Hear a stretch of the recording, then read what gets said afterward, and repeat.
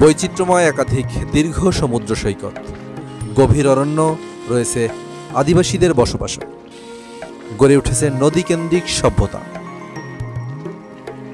বাংলাদেশের দক্ষিণ পশ্চিম উপকূলের এক শান্ত ও নৈসর্গিক জেলা বরগুনার তালতলী উপজেলা। কুয়াকাটা সমুদ্র সৈকতের অতি নিকটে বৈচিত্র্যময় সৌন্দর্যের এই উপজেলার সকল সৌন্দর্য উপভোগ করার উদ্দেশ্যে আমাদের এবারের গন্তব্য বঙ্গোপসাগরের কোল ঘেঁষে দাঁড়িয়ে থাকা রূপের রানী এই তালতলী। এটা হচ্ছে তালতলীর অন্যতম জনপ্রিয় স্পট আর শুভ সন্ধ্যা সি বিচ।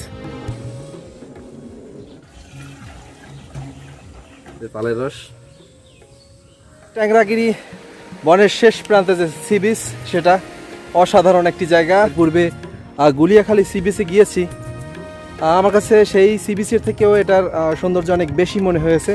আমজাম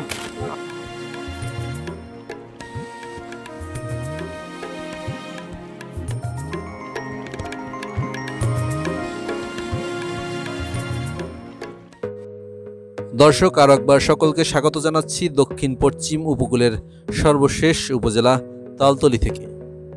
এখানে আসার প্ল্যান করলে যে প্রতিবন্ধকতা সর্বপ্রথম সামনে আসে সেটা হচ্ছে এখানে আসা এবং থাকার ব্যবস্থা, যেটা আমার কাছেও মনে হয়েছিল। তবে এখানে এসে বুঝতে পারলাম যে থাকা খাওয়া বা যোগাযোগ ব্যবস্থা এখানে কোনো সমস্যাই নয়। আর এসব কিছু দেখেছেন এর আগের ভিডিওটিতে। যারা ওই ভিডিওটি মিস করেছেন তাদের জন্য এই ভিডিও ডেসক্রিপশন বক্সে ওই ভিডিওর লিঙ্ক দেওয়া রয়েছে। আর এটাই হচ্ছে আমাদের গেস্ট হাউস। গতকাল বিকেলে এসে এখানেই আমরা রাতটা অতিবাহিত করেছি। আর এখন বেরিয়ে পড়ছি তালতলীর সকল সৌন্দর্য এক্সপ্লোর করার জন্য। যে উপজেলার নাম তালতলী, সেখানে এসে তালের রস বা তালের গুড় না খেতে পারলে কেমন হয়। আর এজন্যই একটু সাত সকালে বের হয়েছি, কারণ প্রথমেই গাছ থেকে নামিয়ে তালের রস খাবো, এমনকি তালের গুড় নিয়েও যাব। তারপর তালতলী উপজেলার সকল সৌন্দর্য উপভোগ করব। আর এটা হচ্ছে আমাদের গেস্ট হাউসের একেবারে নিকটেরই লাউপড়া বাজার, যেখানে কারোরই এখনও ঘুম ভাঙেনি। তো বাদিকের এই রাস্তা ধরে আজকের আমাদের প্রথম ভ্রমণ গন্তব্য ট্যাংরাগিরি যাব। তবে তার পূর্বে শুভ সন্ধ্যা সি বিচের কাছাকাছি যাচ্ছি তালের রস খাওয়ার জন্য। দর্শক, আমরা বাইক নিয়ে আসার কারণে আমাদের ভ্রমণে অনেকটাই সুবিধা হচ্ছে। তবে আপনারা যারা বাইক ছাড়া আসবেন তারা কিভাবে ভ্রমণ করলে খুব সহজে এই উপজেলার সবগুলো স্পট সুন্দরভাবে দেখতে পারেন, সব কিছুই জানিয়ে দেব। তো সাথে থাকুন, দেখতে থাকুন। এটা হচ্ছে নিদ্রা বাজার, আর এর বাদিকেই নিদ্রা সমুদ্র সৈকত, অর্থাৎ গুলিয়াখালী সি বিচের মতো যে সি বিচ সেটা। তো সেটাও আমরা দেখব। তবে প্রথমেই ট্যাংরাগিরি যাব। তবে সব কিছুর প্রথমে আমরা এখন তালের রস খাবো। ইনি হচ্ছে মন্নান ভাই, তাল গাছ বা রসের মালিক। তো গতকাল কথা বলে রাখার কারণে সে এখনও গাছ থেকে রস নামায়নি। আমরা এসেছি, এখন সে রস নামাবে। আর এখান থেকে কিন্তু ওই যে সামনে শুভ সন্ধ্যা সি বিচ দেখা যাচ্ছে। তালতলী নাম আসলে এমনিতে না, এখানে প্রচুর পরিমাণে তাল গাছ। পুরো উপজেলায় যেদিকে তাকাবেন সেদিকেই মাঝে মাঝে দেখবেন যে তাল গাছ আর তাল গাছ। যারা তালের রস কিভাবে সংগ্রহ করা হয় সেটা দেখেননি, তাদের জন্য আসলেই কিন্তু একটা উপভোগ্য বিষয়। একটা গাছে আসলে অনেকগুলো পাত্র কিন্তু রাখা হয় রস সংগ্রহ করার জন্য। তো সবগুলো পাত্রই একত্র করে কিন্তু নিচে নামিয়ে দেওয়া হলো।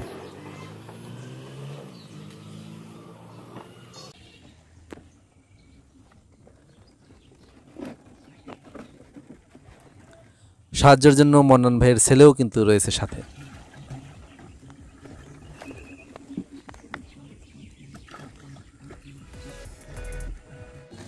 রস সংগ্রহের কাজ শেষ। এ পর্যায়ে আবার পাত্রগুলো একটু ধুয়ে চুন লাগিয়ে দেওয়া হবে। এখন এই যে চুন লাগিয়ে দেওয়া হচ্ছে, এটাই নাকি রসটা ভালো থাকে। তো সবগুলো পাত্রেই এভাবে চুন দিয়ে আবার, তার মানে খেজুর গাছে যেমন সকালে উঠে একবার রস নামাতে হয়, আবার বিকেলবেলা গাছ কাটতে উঠতে হয়, ওই ঝামেলা আসলে তাল গাছে নেই। এখানে একবারেই সব কাজ শেষ। তো এই পর্যায়ে চলুন মন্নান ভাইয়ের সাথে আপনাদেরকে একটু পরিচয় করিয়ে দিই। তো দর্শক, ইনি হচ্ছেন মান্নান ভাই। আপনারা যদি তালতলী আসেন, বিশেষ করে শুভ সন্ধ্যা সি বিচের পাশেই ওনার বাসা। আর এখানে যদি তালের রস খেতে চান অথবা তালের গুড় প্রয়োজন হয়, তাহলে কিন্তু তার সাথে যোগাযোগ করতে পারেন। ভিডিও ডেসক্রিপশন বক্সে মান্নান ভাইয়ের নাম্বার দেওয়া রয়েছে। আশা করি ভালো সার্ভিস পাবেন। তো শুভ সন্ধ্যা সি বিচের পাশেই যে দিঘির পাশ, সেখানে দোকানে এখন আমরা নাস্তা খাবো, ওখানে গিয়ে রসও খাবো, আর তারপর আমরা ট্যাংরাগিরি যাব। আর শুভ সন্ধ্যা সি বিচে আমরা আসবো একেবারে শেষে, এখানে আমাদের স্নান করার প্ল্যান রয়েছে। আমরা সকালবেলা নাস্তা খাচ্ছি এখানে, কি যেন ভাই, বাবুল ভাই না, আমি বাদল ভাই। ও বাদল ভাই। আমি বাদল মোল্লা, তালতলি শুভ সন্ধ্যা। এখানে অর্ডার দিলে বহুত পাওয়া যায়, অর্ডার না দিলে শুধু ভাত পাওয়া যাবে, নাস্তা সিঙ্গারা রুটি এগুলো পাওয়া যাবে। আচ্ছা, অর্ডার দিলে ভালো খাবার দাবার হবে, কিন্তু 2 ঘন্টা আগে অর্ডার দিতে হবে। তো দর্শক, আমি কিন্তু সকালবেলা তালের রস খেতে সাহস পাইনি, কাঁচা তালের রস। তো এখন একটু গরম দিয়ে খাচ্ছি আমরা, আমার সাথে আমার স্যার আছে। তালের রস, পূর্বে আমার কিন্তু তালের রস খাওয়ার কোনো অভিজ্ঞতা নেই, অসাধারণ। মধু মধু। তো রসের মধুর স্বাদ নিয়ে শুরু করছি আমাদের আজকের ভ্রমণ। আর প্রথমেই বলেছিলাম আমরা প্রথমেই যাব ট্যাংরাগিরি অভয়ারণ্য, এবং তার শেষে ট্যাংরাগিরি সি বিচও রয়েছে, সেখানেও আমরা যাব। তো আপনারা যারা এখানে আমাদের মতো বাইক নিয়ে না আসবেন, তারাও কিন্তু বাইকে করে ঘুরলেই সব থেকে ভালো হবে। এখানে ভাড়ায় প্রচুর পরিমাণে বাইক পাওয়া যায়, আর ফ্যামিলি নিয়ে আসলে অটোও পাওয়া যায়। তবে আমার পরামর্শ থাকবে সারাদিনের জন্য কোনো কিছুই রিজার্ভ না করে, শুধুমাত্র দেখা যায় এই যে ট্যাংরাগিরি প্রথম যাবেন, ট্যাংরাগিরি এই খেয়াঘাট পর্যন্ত বাইক রিজার্ভ করবেন, এখান থেকে পরে আবার ভাড়া পাওয়া যাবে। তো ট্যাংরাগিরি প্রবেশ করার জন্য জনপ্রতি 10 টাকার টিকিট নিতে হচ্ছে।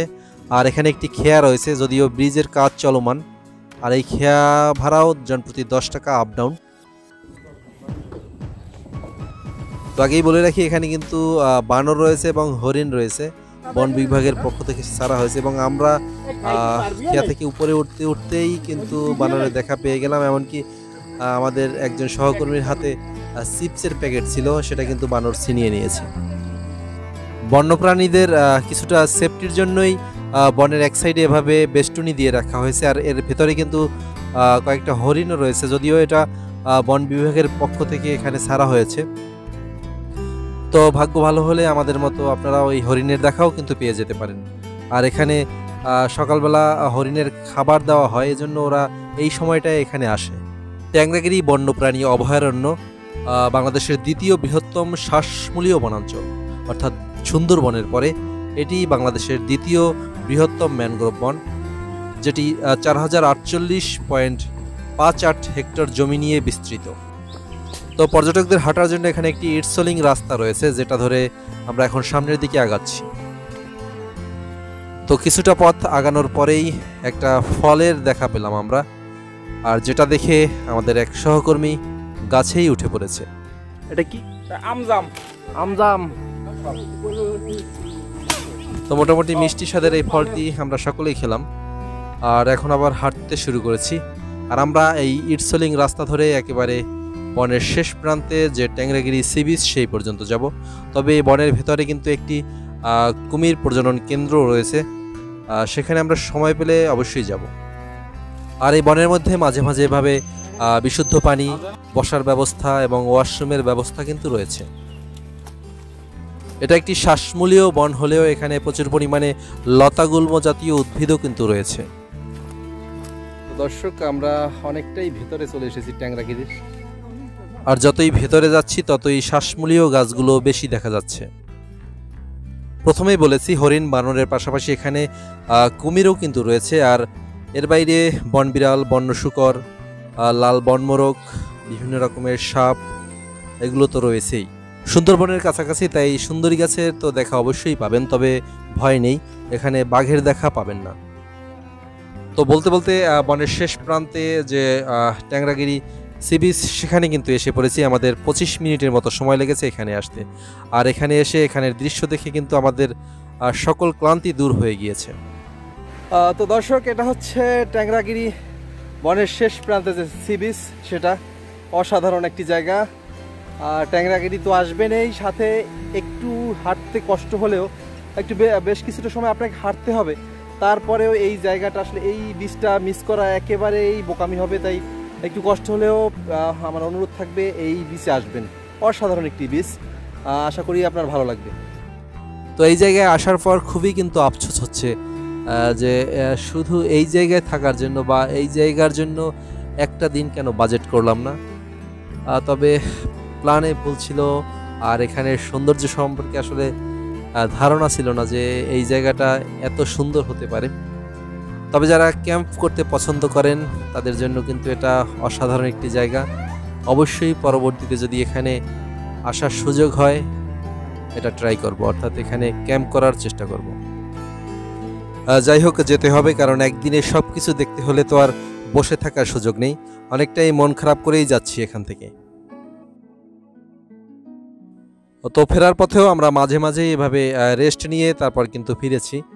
আর এখানে যে কুমির প্রজনন কেন্দ্রটি রয়েছে সেখানে কিন্তু বেশ কয়েকটি কুমির রয়েছে, আপনারা সুযোগ থাকলে যেতে পারেন। তবে আমরা আর যেতে চাচ্ছি না সেখানে, আমরা ফিরে যাচ্ছি। আর এখন আমরা যাব নিদ্রা সৈকত। নিদ্রা সৈকত আর শুভ সন্ধ্যা সমুদ্র সৈকত অনেকটাই কাছাকাছি, তবে আমরা ট্যাংরাগাড়ি থেকে যাচ্ছি তাই প্রথমেই যেহেতু নিদ্রা সমুদ্র সৈকত তাই সেখানেই প্রথমে যাচ্ছি। তবে আপনাদের যদি সুযোগ থাকে বিকেলবেলায় এই নিদ্রা সমুদ্র সৈকতে আসবেন তাহলে এখানে ভালো ছবি তুলতে পারবেন।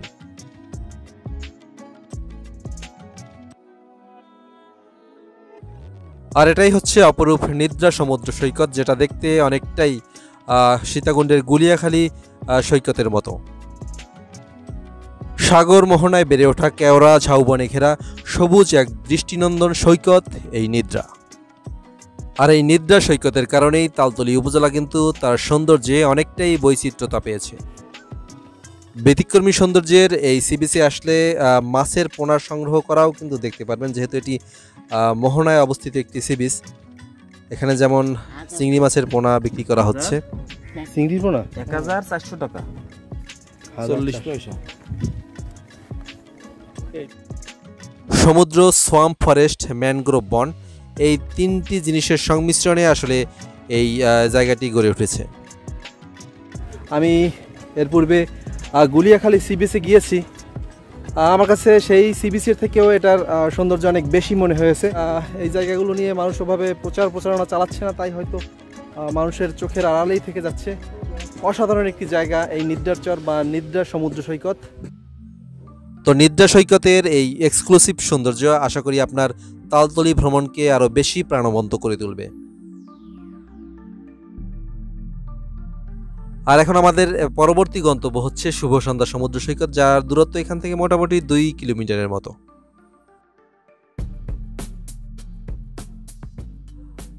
সমুদ্রে স্নান করতে যারা ভয় পান তারা সৈকতের পাশেই ঝাউবনের পূর্বে এই পুকুর রয়েছে, এখানে স্নান করতে পারেন।